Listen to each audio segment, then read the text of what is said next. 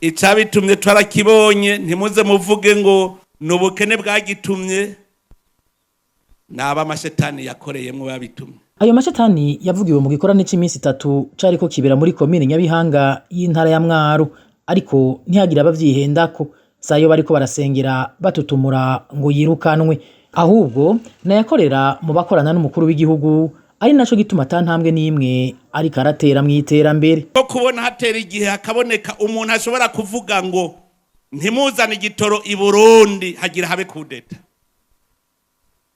akagenda akabuza abantu ngo ntimutange dokima y'ubu bwato burimwo igitoro. Nk'uko muvyumvise, hamwe Prezida NDAYISHIMIYE avuga ko uwazibiye igitoro yitwaje ihirikwa ry'ubutegetsi, ahandi naho avuga ko wabikoze yitwaje ubukene buri mu gihugu be n'amafaranga y'agaciro asigaye ari umuzi w'ibuye.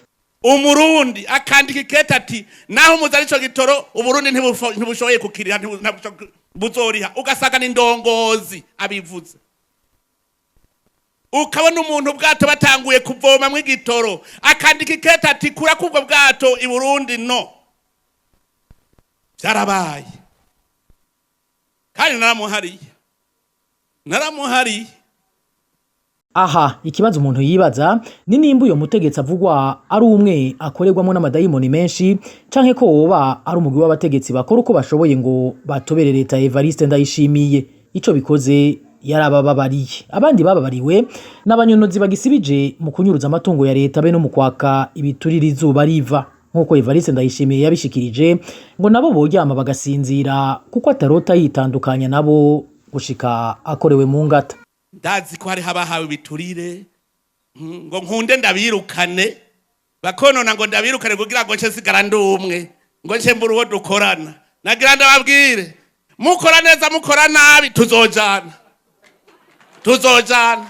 Mbega none ko mu ntango Prezida Evariste Ndayishimiye yavuga ko agiye kwiruka inyuma y'abakaboko hamwe n'abagibiturire, ubwo niyo bayasanze vyamutwaye umwanya munini kubihozaho yoba ari yo nzira irashe yabonye uyu mushikana kwiterambere rirama nkuko adasiba kuvyemerera abarundi.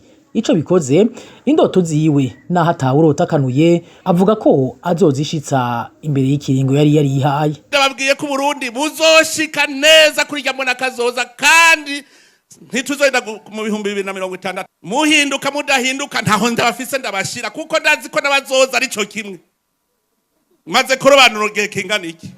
Naha nyene umuntu aribaza ibibazo bitari bike, muri vyo harimo ingene umukuru w'igihugu avuga yemye ko imbere ari heza cane, akizeza abarundi ko intango ari mu kuyuzuza mu gihe akavuze umuririmbyi w'umurundi ariko avomesha akayunguruzo.